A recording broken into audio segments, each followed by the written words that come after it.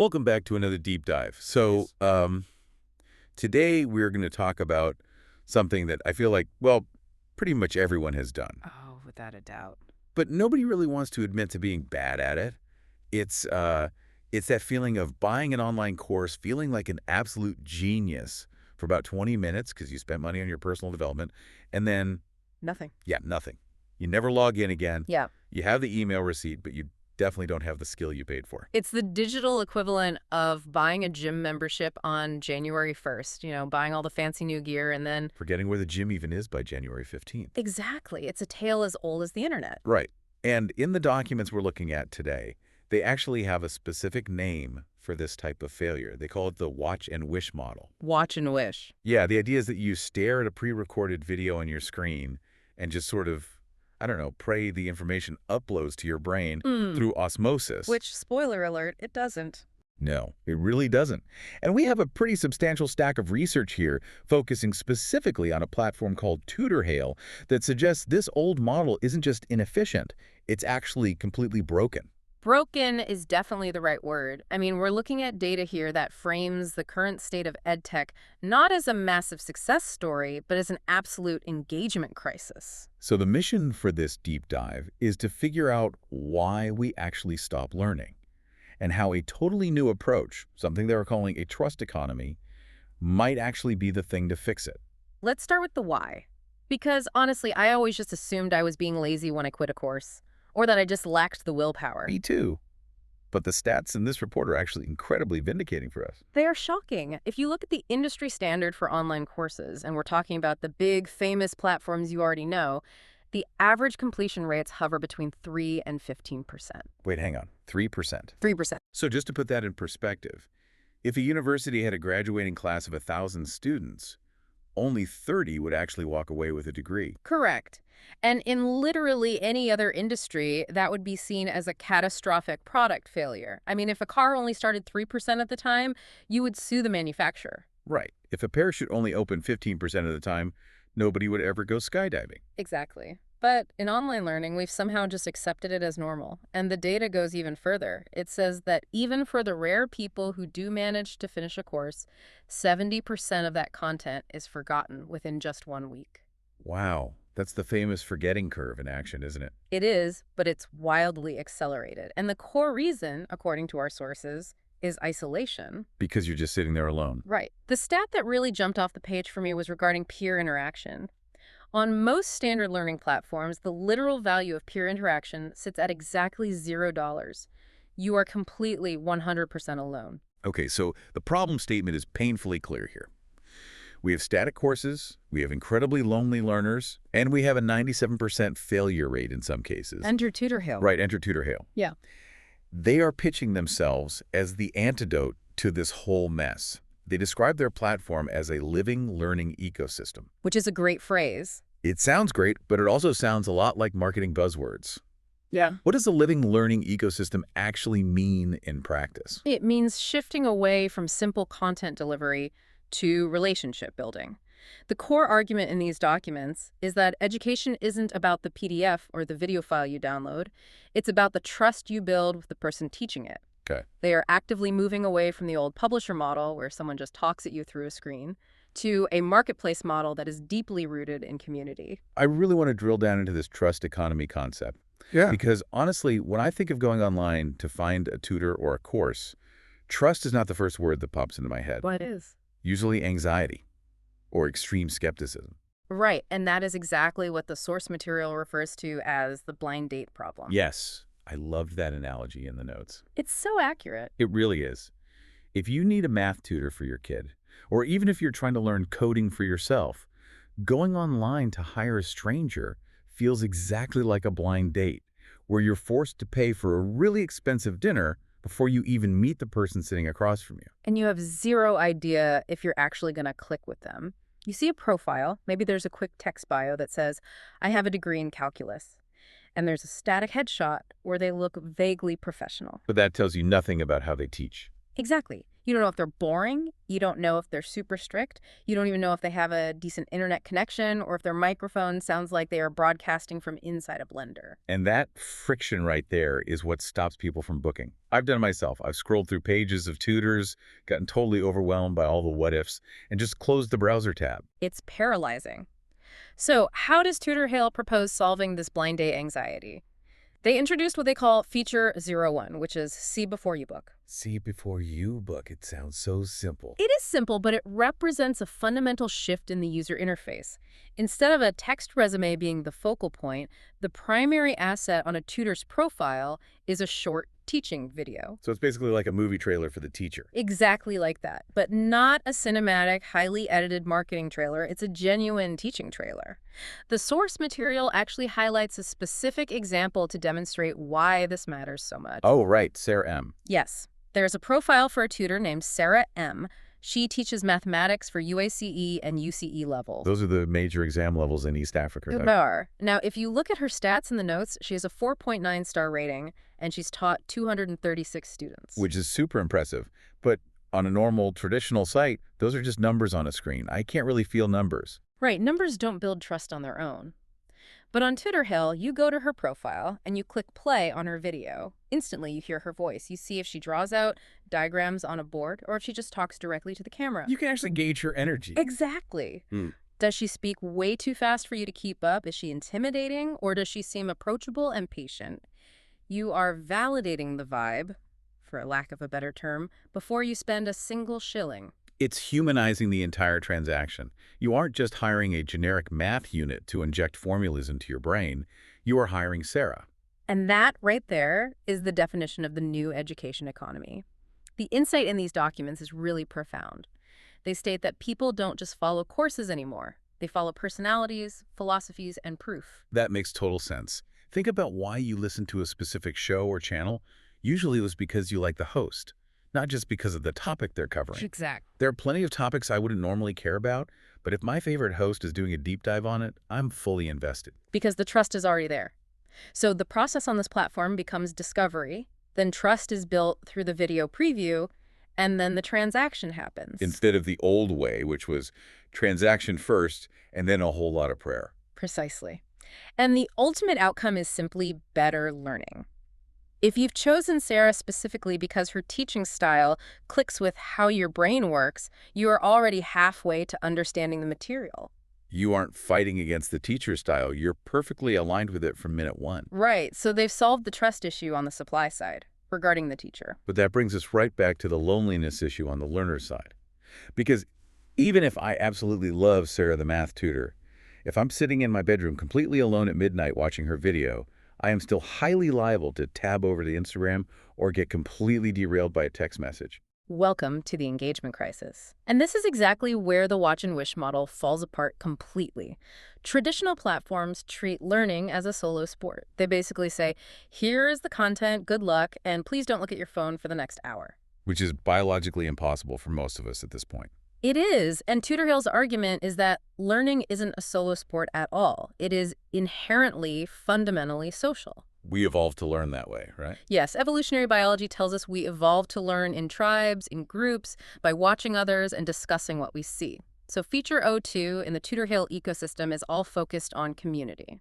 But we aren't just talking about tacking a generic comment section at the bottom of a video page, are we? No, not at all. They are building what the documents call compounding knowledge loop. Compounding knowledge. That is a very strong phrase. Break that down for us. What does that actually look like for a user on the platform?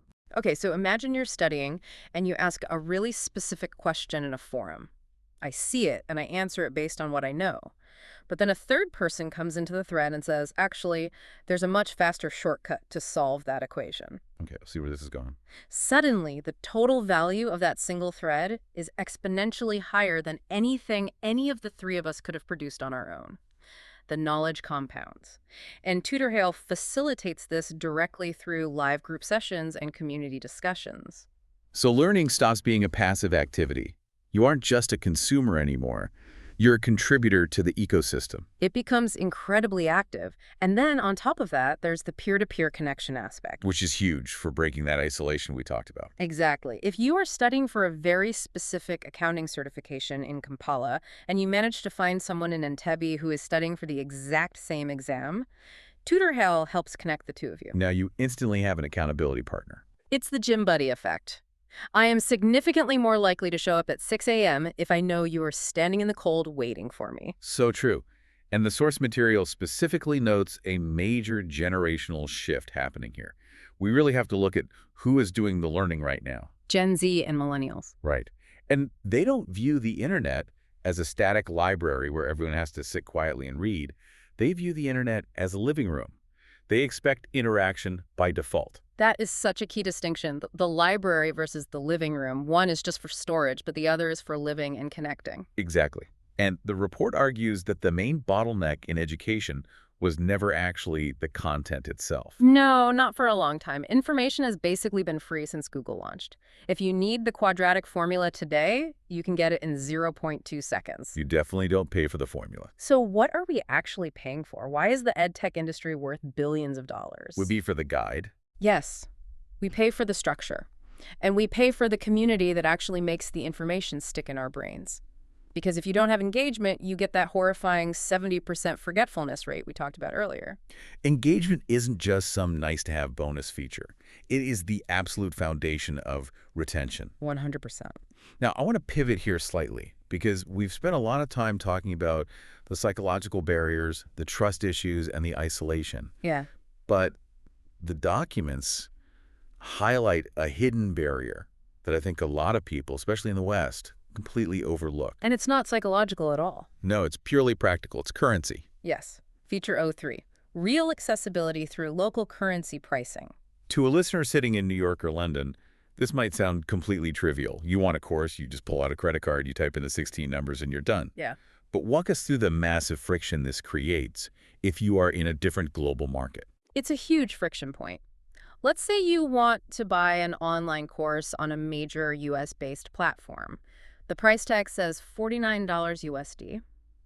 First of all, if you are living in Uganda or Nigeria, you immediately have to do the mental math. Right, you're calculating exchange rates in your head. Exactly. What is the exchange rate today? Is the dollar up? Is it down? But then you run into the harsh banking reality. Because not all local cards even work for international transactions. Many of them are completely blocked from cross-border payments. Or, if the payment miraculously does go through, the bank hits you with a massive currency conversion fee. So that $49 course might actually end up costing you $60 or $70 by the time it hits your bank statement. And it just feels incredibly unfair. It feels like a financial penalty just for living in the wrong zip code. It really is. So TutorHail's solution is to localize the entire financial stack. The sources explicitly mention that they process currencies like UGX, which is the Ugandan shilling. And KES, the Kenyan shilling. Right. And NGN, the Nigerian naira. That seems like such an obvious logical step, but it's crazy how few global platforms actually take the time to do it. Because it is incredibly hard work on the back end to integrate all of those local payment gateways.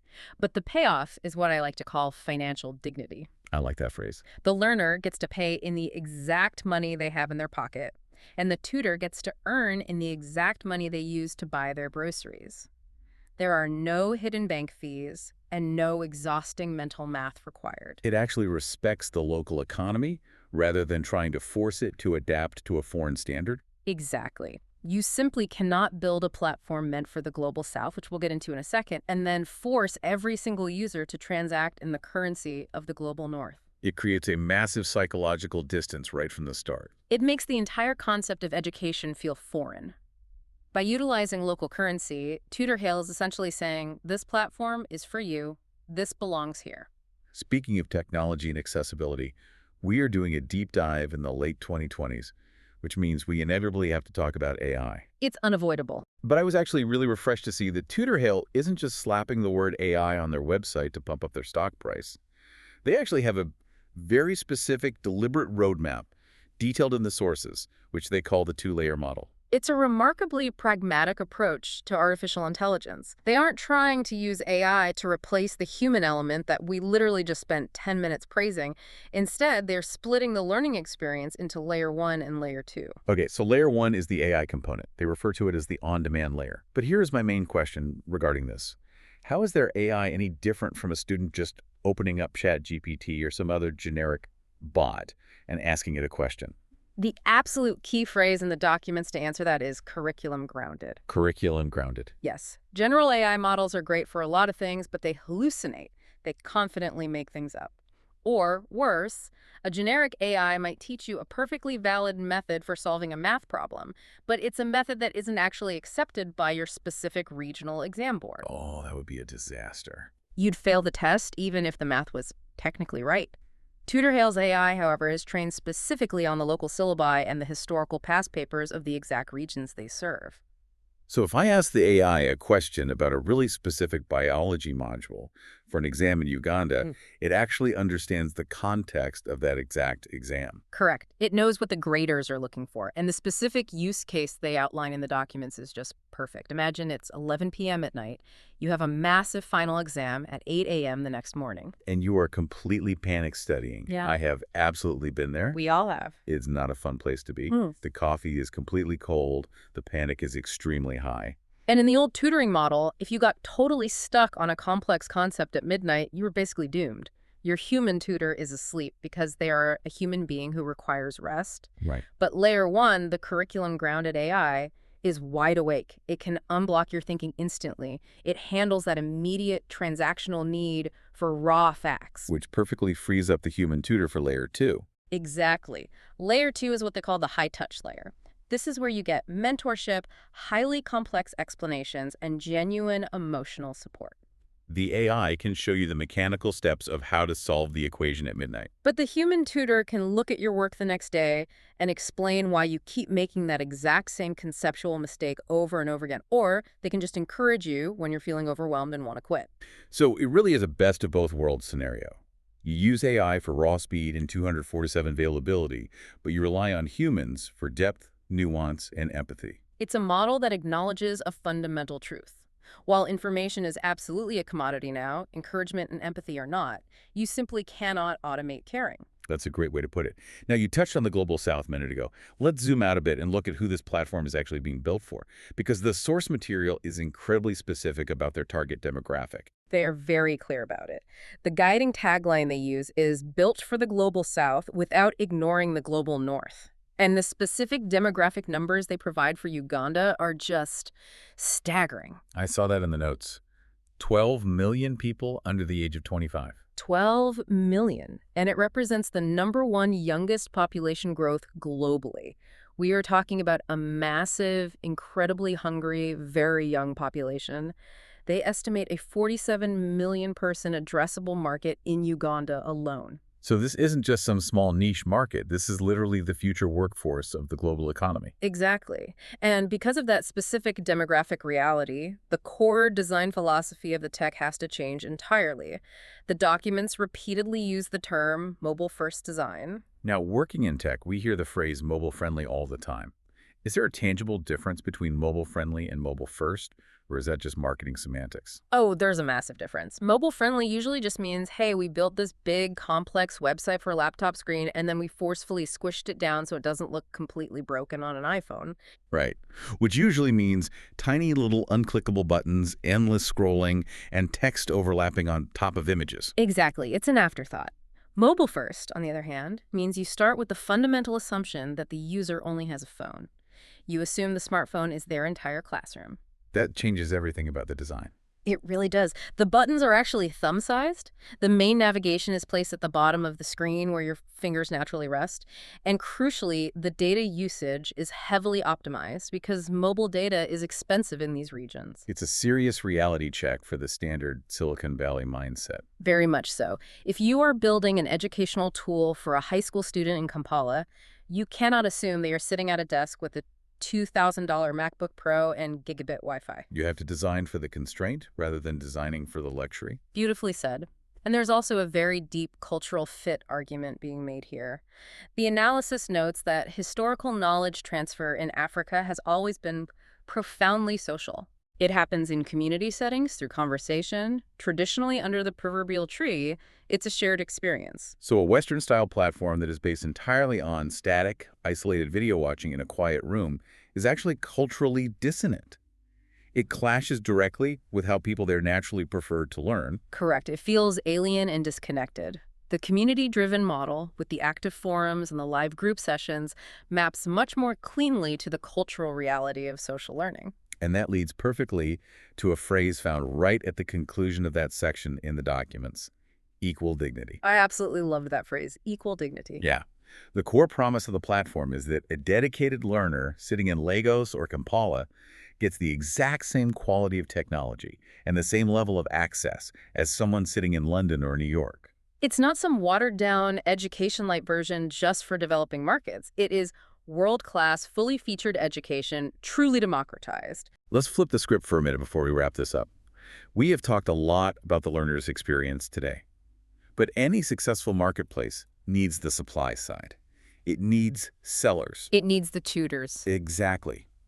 Why would a truly top-tier, best-in-class tutor bring their talents to TutorHail instead of just posting an ad on a local classified site or just running their own private Zoom classes? This is what the documents outline as the supply-side value, and it is designed to create a very powerful flywheel effect. Walk us through that flywheel. How does it actually start spinning? Well, it starts with the tool set, because TutorHail gives these tutors a living profile. The video intros, the verified reviews, the built-in scheduling and payment tools, it naturally attracts the absolute best tutors in the market. Because it makes their lives easier. Exactly. They can actively build a personal brand on this platform. They have flexible earning options, whether that's one-on-one sessions or hosting large group classes. They aren't just a commodity to the platform, they are treated as creators. So Sarah M. isn't just labeled as math teacher number 45 in a database. She is Sarah M., the brand, the personality. Precisely. And because you have attracted the best tutors, you inevitably attract the best learners, people who are highly motivated and serious about getting real results. And when you put really motivated learners together with truly excellent tutors, You get better outcomes, higher test scores, faster skill acquisition, deeper understanding. which is the whole point of education. Right. And those verified results, they attract even more great tutors and even more eager learners. The flywheel spins faster and faster, generating its own momentum. It contrasts so sharply with that old publisher model we discussed, where the platform owns all the static content and the teacher is just a faceless hired gun reading a script. In the publisher model, it's always a race to the bottom on price. The platform just asks, who will teach this curriculum for the absolute cheapest rate?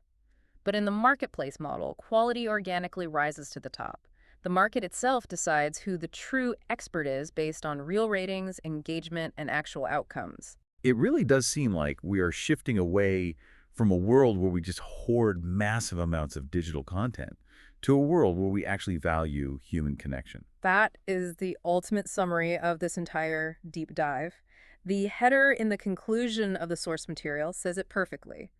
The trust economy is the new education economy. It is genuinely amazing to think about. For 20 years, we were all convinced that the main problem with global education was simply a lack of access. We thought, if only people had the textbooks, if only they could hear the university lectures. But now, basically, everyone has access to all the textbooks and lectures right in their pocket.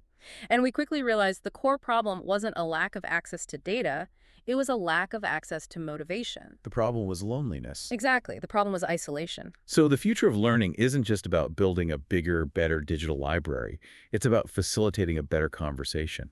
That is exactly it. It is about human beings actively connecting with other human beings to transfer actual wisdom, not just to transfer PDF files. The shift has already started. The future isn't a static video library, it's a living marketplace. I love that. So as we wrap up this deep dive into TutorHail and the broader future of learning, I want to leave you, the listener, with a question to really chew on. We all spend a lot of money on information.